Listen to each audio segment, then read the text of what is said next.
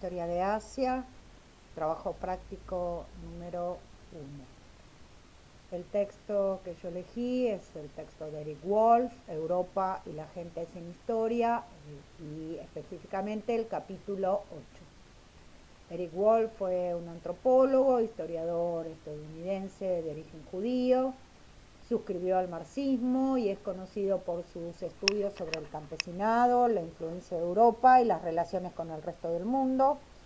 Defendía la visión global de los estudios, que debían inscribirse en contextos socioeconómicos mundiales y no locales. Ponía énfasis en las cuestiones de poder, política y colonialismo, muy en boga en la antropología en la década del 70 y el 80. Este libro, específicamente Europa y la gente sin historia, lo que demuestra es que los pueblos no europeos estaban inmersos en procesos globales, profundamente relacionados con la historia mundial y no congelados en el tiempo o aislados como se suponía. El comercio y la conquista en el Oriente. Desde los viajes de Marco Polo, los europeos conocían las rutas terrestres a China, pero la necesidad de una ruta marítima por Occidente que evitara los peligros terrestres llevó a viajeros y exploradores hacia el océano. Los primeros en lograr la tan ansiada ruta fueron los portugueses, que recorriendo la costa occidental africana llegaron al Cabo de Buena Esperanza, y cuando en 1488 Vasco da Gama lo circunnavegó y llegó a Calicut en la India, la ruta marítima había sido despejada. Desde ese momento los portugueses no fueron las únicas potencias que deseaban explorar las costas asiáticas. Holandeses e ingleses siguieron los pasos portugueses y establecieron puntos de asentamiento y de comercio. Encontraron estados tributarios grandes y poderosos, densamente poblados y productivos. Pudieron dominar las rutas marítimas, el tráfico transoceánico e impedir el acarreo de mercadería en manos de comerciantes locales debido a su superioridad naval y a su mejor organización comercial. No sé si la palabra es mejor o diferente organización comercial. Aún así, durante mucho tiempo estuvieron sujetos a los tratos con los gobernantes locales y los vaivenes de sus alianzas políticas. El dominio territorial continental nunca lo lograron, a excepción de los ingleses con el estado Mughal. Y al mismo tiempo, cuando llegaron a los mares asiáticos, estos no estaban ni vacíos ni estáticos, sino que los musulmanes controlaban el tráfico y el comercio marítimo de toda la región. Como dije recién, los musulmanes ya tenían el control del comercio y el control de territorios cuando los europeos llegan a los mares asiáticos. Esto es desde el siglo IX, en que los barcos salidos desde el Golfo Pérsico habían establecido factorías en las costas de África Oriental, introducían telas, alfarería, vidrio, exportaban marfil, ámbar gris, conchas de tortuga, oros y esclavos. En general, estos artículos de lujo eran reexportados a China, donde desde hacía ya tiempo tenían colonias mercantiles.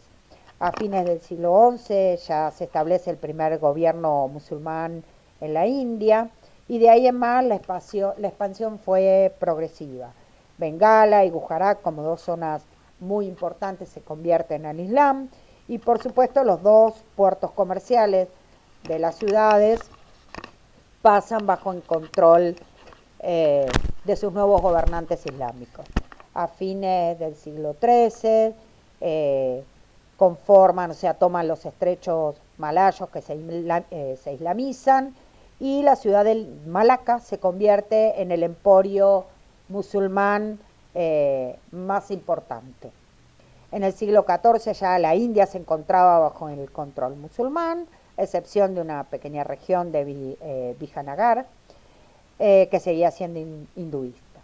Este modelo cultural y económico musulmán fue rápidamente extendiéndose en todo el subcontinente indio, donde las castas inferiores solían abrazarlo mucho más rápido con esta idea de una igualdad religiosa que no proponía ni privilegios ni castas, y las castas superiores les interesaba el gran comercio que tenían los musulmanes, que era muy cosmopolita, como ya dije, incluso tenían colonias mercantiles en la China con la que comerciaban. Por eso cuando los europeos llegaron a los mares asiáticos, encontraron con que su dominio y el comercio eran musulmanes. De esta manera también se pusieron en contacto con los dominios del Islam. Wolf toma a tres de las grandes potencias que van a influir en este momento en el comercio y la expansión en Asia, que son los portugueses, los holandeses y los ingleses. Las características básicas que competen a los tres es que el mar fue su medio de comercio, los puntos de entrada siempre fueron costeros o en las islas, que establecieron redes de tráfico y comercios a grandes distancias, que especializaron la producción de la zona para mejorar el intercambio comercial, que redujeron el comercio caravanero y que también alteraron el equilibrio de poder entre los pastores nómades y los sedentarios, lo cual se va a ver claramente trastocado. Pero también hay características que los diferencian. Los portugueses, por ejemplo, se establecieron factorías enclaves o factorías comerciales, fueron los primeros en ponerse en contacto con la red musulmana del sur de África, establecieron bases o puntos principales a lo largo de la costa de la Ribera Asiática, como Goa, como Hormuz y como Malaca, en las que construyeron factorías muy importantes. La dominación fue rápida y concreta y se basó en adelantos marítimos y armamentísticos, en lo que nosotros conocemos como el galeón, que tenía una capacidad de carga y también tenía cañones defensivos que le permitían defenderse de cualquier ataque extranjero. En 1509 la expansión portuguesa ya había abierto rutas marítimas a las aguas meridionales asiáticas y la especia que más buscaban en este momento era la pimienta, que era necesaria para la conservación de la carne y del pescado. Era tan importante este comercio que en algunos lugares la pimienta llegó a ser una moneda de cambio, una forma de pago. Por supuesto que el tráfico de especias no era nuevo, era muy antiguo y tenía una red de transferencia por distintos pueblos y regiones hasta que llegaban al Mediterráneo, y desde Alejandría por la costa siria los comerciantes venecianos la introducían a Europa. Esta es la red que los holandeses van a trastocar.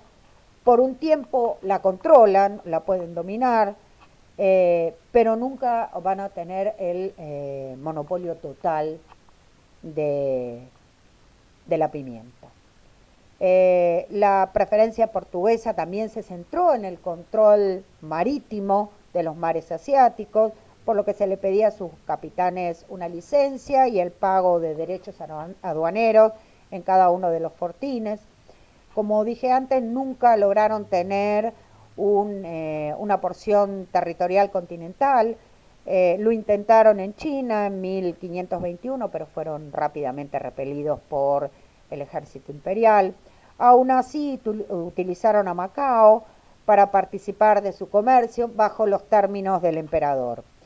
Los portugueses tuvieron características específicas, tuvieron siempre éxito contra estados marítimos política y militarmente desunidos, pudieron controlar a otras colonias mercantes, controlaron las principales rutas marítimas durante un buen tiempo, aprovecharon redes comerciales que ya estaban establecidas. Como dije recién, no pudieron tener nunca un dominio continental interno. Organizaron puntos de escala que sí les permitió aumentar su participación en el comercio entre los litorales asiáticos. Obtuvieron el monopolio y el control del Océano Índico, y las ganancias con la pimienta y las especias fueron importantísimas. Pero para 1630 ya el dominio portugués estaba siendo asediado por el holandés, que empezaba a hacerse cada vez más fuerte y que tenía características totalmente opuestas.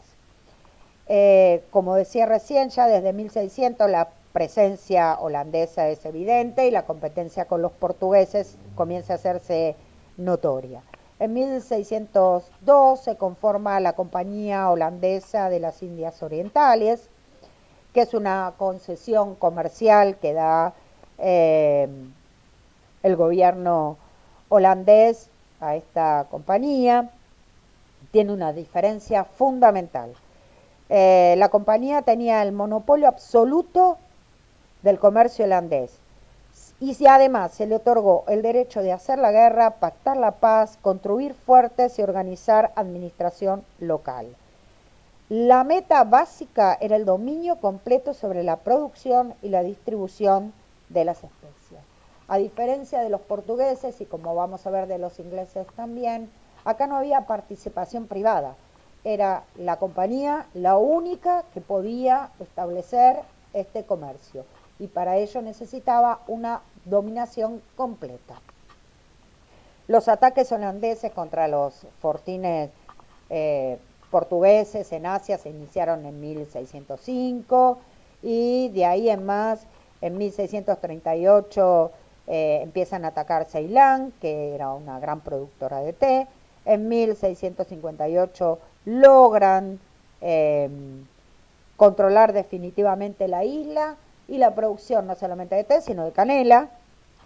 Controlan Malaca, que era otro gran enclave portugués, como había dicho antes, en 1641, y a través de Malaca logran el control de varios puertos comerciales alrededor del estrecho malayo. Para controlar otras islas, por ejemplo las Molucas, que era productora de clavo, nuez moscada y vellón de nuez moscada, hacen acuerdos con el sultán de Ternate que le otorga el monopolio del comercio y de la producción también, como vamos a ver, a cambio de protección. Pero para tener el monopolio completo de las especias, los holandeses fueron muy particulares. Mataron, deportaron, trasladaron a gente de las islas y la sustituyeron por colonos holandeses y esclavos. En otras ocasiones, para bajar en la producción y aumentar los precios, quemaron plantaciones. La actividad holandesa fue completamente diferente, fue muy agresiva y su superioridad se va a explicar por varios factores. Tenían mejores barcos, mejores armas, podían permanecer más tiempo en el mar porque su dominio era a través de las islas, tenían disponibilidad de soldados y navegantes, no solo desde su propio país, sino bajo la contratación de mercenarios, mejores tácticas navales, y su principal motivación era el comercio. Acá es el hecho puntual, su principal motivación era el comercio y control de la producción de especias. Así que si eso implicaba un dominio político o hacer la guerra, no tenían ningún inconveniente en hacerlo. Quizás la pregunta es ¿por qué? Bueno, porque Holanda tenía recursos económicos que se habían construido a través del comercio y una poderosa burguesía mercantil interesada en el dominio del comercio con Asia. Pero todas estas características tuvieron una consecuencia sobre la expansión holandesa. Fue muy efímera. Los costos de las continuas guerras y de tener el control absoluto implicaba gastos cada vez más onerosos y si bien había ganancias, la diferencia entre gastos y ganancias comenzó a ser bastante exigua, por lo que dejó de ser rentable. Y por otro lado, cuando a pesar de todo este control tan violento, consiguen dominar o monopolizar la producción y el comercio de algunas especias, estas empiezan a dejar de ser rentables o interesarles a Europa. Sin embargo, hay una consecuencia muy directa de esta agresiva acción de la compañía holandesa, y es que trastocó todo el comercio marítimo local de Asia. La tercera potencia, y quizás la más fuerte a lo largo del tiempo por su duración en el control territorial asiático y del comercio asiático, son los ingleses. La Compañía Inglesa de las Indias Orientales también está avalada por la corona. No estaba tan centralizada como la holandesa y su monopolio no fue tan severo. Había, igual que con los portugueses, comerciantes privados que participaban de los negocios. La competencia holandesa y algunas derrotas militares llevaron la mirada inglesa al subcontinente indio. Su meta fundamental era, por supuesto, la económica, y por esa razón, y reconociendo sus limitaciones, aceptaron la superioridad marítima holandesa en este primer momento y reconocieron las soberanías locales. Así, las negociaciones por ventajas comerciales fueron esenciales y lograban no solo beneficios mercantiles, sino protección política contra las otras potencias europeas. Establecieron factorías en diversos puntos en el subcontinente indio, como Bombay, que ya en 1665 se volvió definitivamente una colonia inglesa por una cesión del rey. En 1690 van a organizar un asentamiento en Calcuta. Y durante todo este primer periodo los ingleses dependían de la buena voluntad de los gobernantes mugales. ¿Por qué? Porque en ese momento en todo el subcontinente indio estaba conformado el estado mugal, que ahora tiene ciertas particularidades y que lo voy a explicar un poquito más adelante. Para entrado al siglo XVIII ya el poder mugal está resquebrajado, hay invasión de los marathas, el pueblo maratha que se apodera de la región, y muchas de las familias comerciantes hindúes van a buscar la protección de la compañía. Estos enfrentamientos generan rebeliones, desorden político, y el comercio se ve seriamente afectado. Los ingleses deciden mudar al sur sus operaciones a la ciudad de Bombay. Las relaciones comerciales hacia el interior del subcontinente indio empiezan a hacerse cada vez más relevante, y la interacción entre los comerciantes ingleses y los hindúes se hace cada vez más frecuente. Madrás llega a ser la principal base inglesa, una gran ciudad que está separada en dos sectores, una parte blanca donde viven los comerciantes, los ingleses, los militares, las casas de comercio están asentadas ahí, y una parte donde vive la población negra. En el puerto de Madrás se desembarcaba joyería para el comercio con Oriente, té de China, pimienta de Indonesia, plata acuñada de Filipinas y textiles de Coromandel. Pero al aumentar el comercio con China, Madrás empieza a perder lugar y todas las operaciones comerciales se empiezan a trasladar a Calcuta. Quizás la característica principal de esta expansión inglesa es que siempre intentaron cambiar las condiciones mediante procesos económicos o sociales, pero en general no utilizaron la fuerza para eso. Ahora cuando expliquemos un poco cómo es el estado mughal y cómo se deteriora, vamos a ver cómo utilizaron esas estructuras que ya tenían para empezar a modificar desde lo económico y lo social el subcontinente indio. El estado mughal o mogol o mongol eh, fue creado por los turcos timúridos que llegaron del Turquestán alrededor del siglo XVI y en 1517 proclamaron a Babur como su primer emperador. Acá hay que hacer una aclaración específica porque se puede encontrar como estado mughal o mongol y es una confusión frecuente y se debe a que su primer emperador, Babur, era por línea paterna descendiente de los turcos timúridas, pero por el lado materno era descendiente directo de Gengis Khan y de ahí el lado mongol.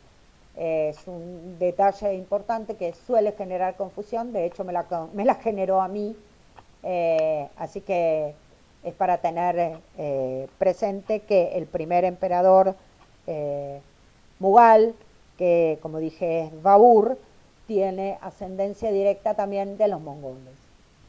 Con el emperador Akbar se va a conformar definitivamente el sistema mughal y se va a institucionalizar un sistema turco en el Asia Central. Básicamente se concedían las posiciones predominantes de poder a los militares. Esta élite militar o mansabdaras también proveían a la burocracia de alto rango. Esta burocracia se conformó en una élite cosmopolita, tuvieron una cultura cortesana, impulsaron el comercio de lujo y de subsistencia, porque crearon una clase de comerciantes que además eran los prestamistas de las grandes élites y muchas veces de los comerciantes ingleses. La élite mansabdar tenía privilegios que eran vitalicios pero no hereditarios.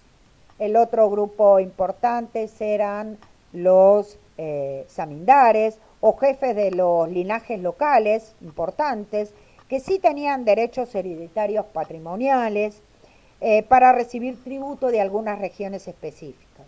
A su vez ellos recolectaban el tributo y enviaban cierta parte al poder central mughal. Así fue que estos funcionarios zamindares eran intermediarios entre el poder central y los linajes locales, lo cual hacía que su poder fuera importante pero fluctuante, porque según la influencia de cada linaje, este se destacaba por sobre otro, con un detalle importantísimo. Estos derechos de los zamindares, eran vendibles. Estas condiciones particulares de relación entre el gobierno mughal y los linajes locales que manejaban las regiones fue siempre conflictiva y a la larga fue una debilidad que se conjugaron con otros para el resquebrajamiento del poder mughal en el subcontinente indio.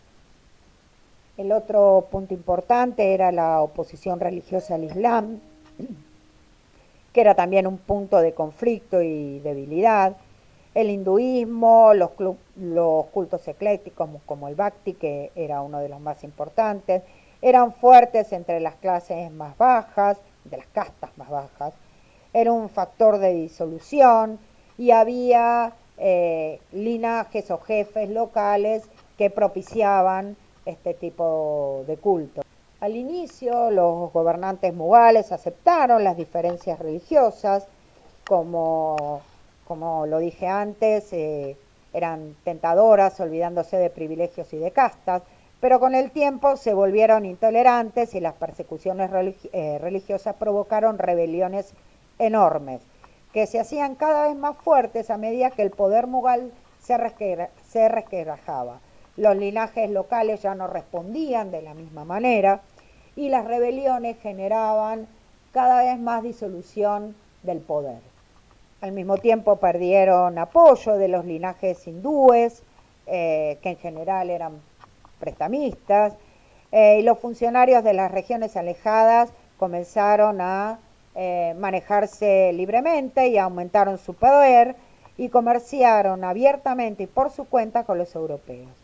Al fines del siglo XVII, cuando los ingleses ingresaron al subcontinente indio, encontraron el resquicio para fortalecer su posición en la región.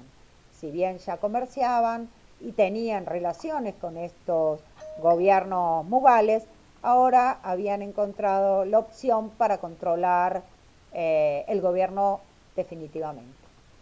Aprovechando entonces los conflictos internos que son cada vez más fuertes en este estado mughal, en 1757 derrotaron en la batalla de Plassey al último resquicio del estado mughal y se hicieron entonces de una porción territorial dentro del subcontinente indio. La Compañía de las Indias Orientales se apoderó del estado de Bengala, estableció un monopolio sobre las exportaciones e importaciones, fijando los precios a su conveniencia. Y ya para 1765 la compañía inglesa era la administradora del Estado y era el brazo político, comercial y armado de la corona británica en la India. A partir de ese momento, entonces, se inician una serie de reformas que van a tratar de modificar la estructura económica y social de todo el subcontinente. Hay un aumento rápido y eficaz del dominio territorial, es necesario un mayor control, entonces aumenta su ejército, desarrolla una burguesía basada territorialmente, algunas regiones bajo su órbita directa y otras con gobernantes locales aliados. Todos estos cambios convirtieron a la Compañía de las Indias Orientales, como decía, en el brazo militar y en el brazo burocrático del gobierno. Este dominio y transformación de los intereses de la India cambió muy profundamente las aspiraciones que habían tenido los ingleses hasta ese momento, que eran comerciales.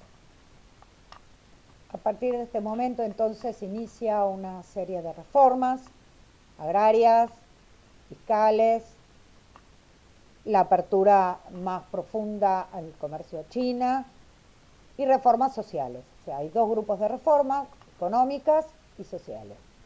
Sin duda las reformas económicas fueron las más profundas porque intentaron cambiar toda la estructura. Las reformas económicas entonces intentaron cambiar toda la estructura del subcontinente indio y va a tener profundísimas consecuencias que va a hacer que los ingleses van a tener que rever ese intento de reforma.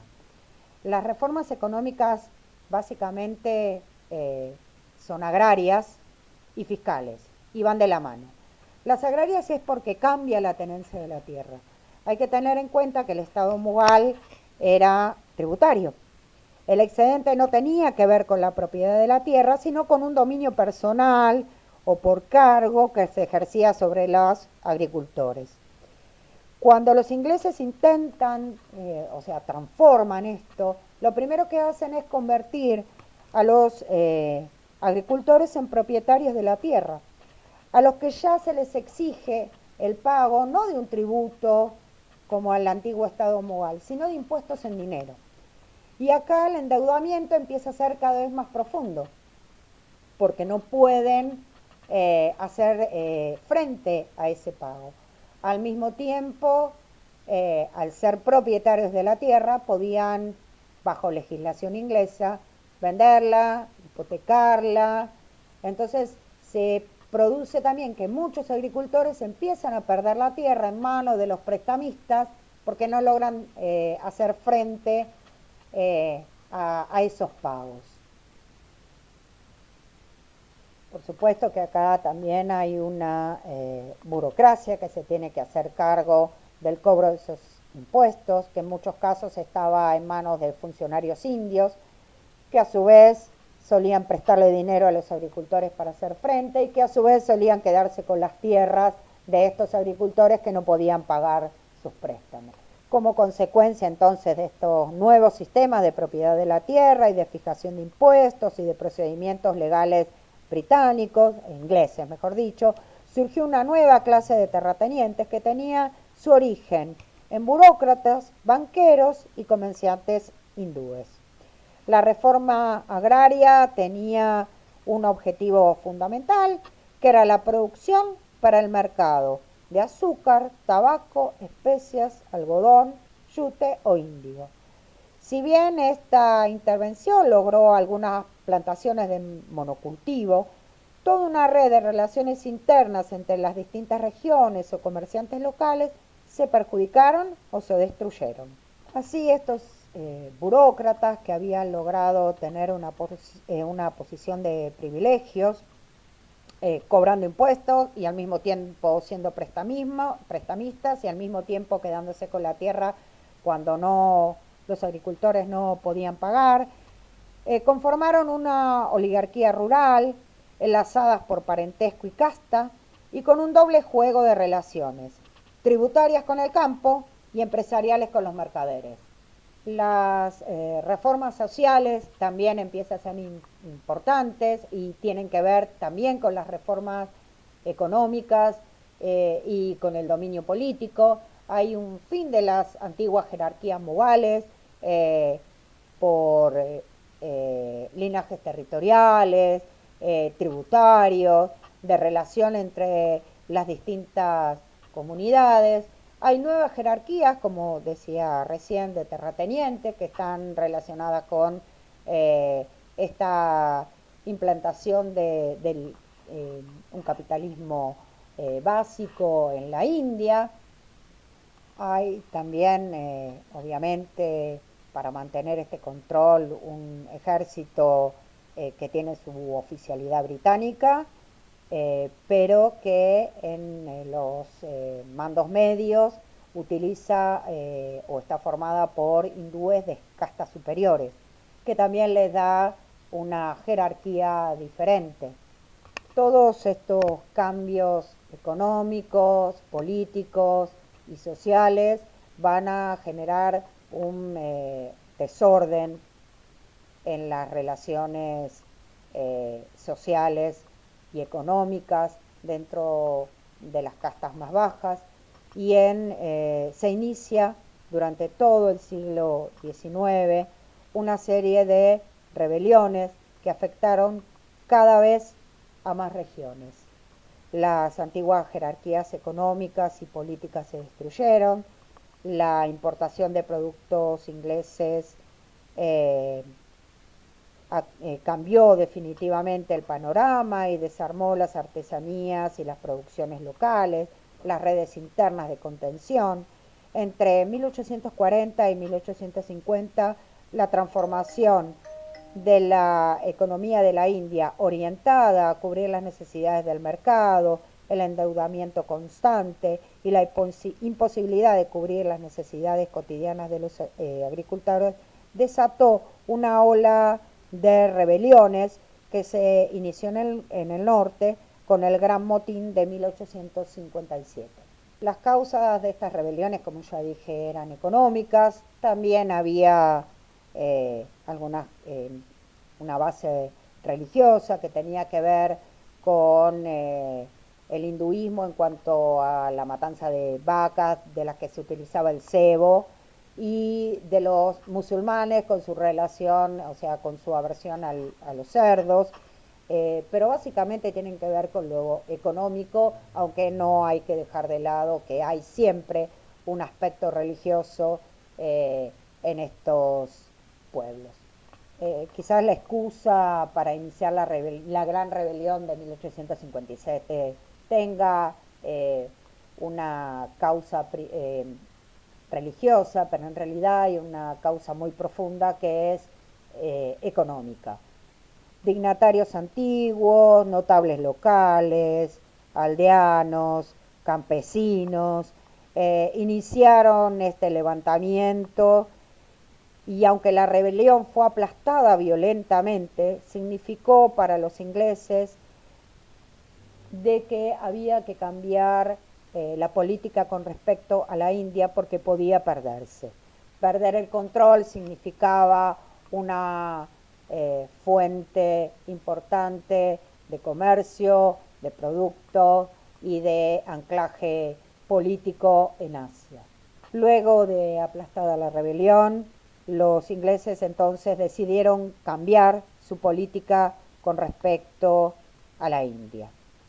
Notaron que las reformas liberales que habían desarticulado toda la estructura interna, no solo económica, sino social, de la India, entonces decidieron robustecer las tradiciones indias, respetar las distinciones de casta, de religión y reforzaron los privilegios del grupo. Pero también esto hizo que los ingleses se reagruparan como una casta más y mantuvieran una distancia cada vez mayor con los habitantes indios, cosa que antes no pasaba, en las que las relaciones entre los linajes privilegiados hindúes y los grandes comerciantes ingleses eran frecuentes. Así la vida inglesa, de los ingleses en la India, o de los poderosos ingleses en la India, se hizo cada vez más elitista y distintiva, aún de lo que podría haber sido en su propio país. La expansión comercial a China es quizás el hecho más relevante después de este dominio territorial, porque los ingleses son los únicos que lo logran, y consolidada su dominio en la India, comienza la expansión comercial hacia China. Al inicio esta expansión fue dificultosa porque los emperadores indios no querían o no les interesaba ninguno de los productos con los que los ingleses podían ofrecer. Al mismo tiempo, el cambio de dinastía también había endurecido el comercio exterior, pero con el control de las costas y el restablecimiento del control imperial, luego de conflictos internos en este cambio de dinastía, los contactos comerciales se profundizaron y sin duda uno de los grandes beneficiados fue la Compañía Inglesa de las Indias Orientales. Si bien durante el siglo XVII y XVIII los ingleses extendieron sus contactos comerciales, especialmente en la zona del Cantón, al inicio el intercambio comercial no era interesante para los chinos, no necesitaban de ninguno de los productos que los ingleses ofrecían y el déficit comercial era importante. Y la necesidad de té, que había aumentado enormemente el consumo en Inglaterra, lo hacía más profundo. El té, que debía pagarse en metálico, endeudaba cada vez más a la compañía, que recurría a préstamos permanentes. Y ni aún así lograba embarcar la cantidad de té que la metrópoli requería. Sin embargo, la solución se va a encontrar en el opio, que ya era utilizado en el comercio por los mugares, y entre 1733 y 1797 los ingleses monopolizan el comercio y la producción de opio. Por supuesto que el tráfico era secreto e ilegal, pero extremadamente beneficioso. Este comercio, que debía pagarse en metálico, afectó no solo la salud de los chinos, sino el orden social en el campo. Este es un punto interesante porque es un comercio ilegal, por supuesto debía pagarse en metálico, y acá el autor recalca que no solo perjudica la salud, sino la economía.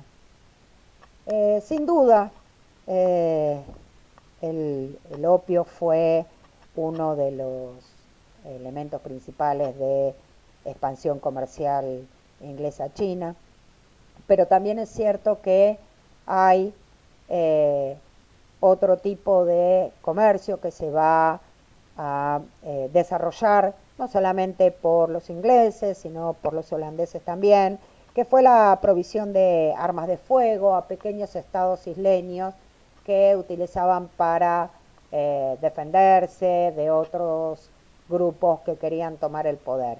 Esto también va a cambiar la estructura de todos los mares asiáticos. Sin duda, esta expansión y este comercio y esta exploración que hacen los europeos en Asia. Wolf toma específicamente, como dije antes, portugueses, eh, holandeses e ingleses, va a cambiar toda la estructura de un continente y sin duda el subcontinente indio va a ser el más transformado.